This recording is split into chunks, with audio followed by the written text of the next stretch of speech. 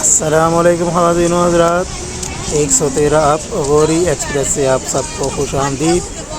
आज की वीडियो में ट्रेन पहुंच रही है किला शेखोपुरा और फिर यहां से आगे रवाना होगी लाहौर की जानिब। फैसलाबाद और लाहौर के दरमियान चलने वाली रेगुलर ट्रेन सर्विस है जो कि प्राइवेटाइज़ हो चुकी है। इमरान एंटरप्राइज़ के ज़ेर इंतज़ाम आजकल ये चल रही है।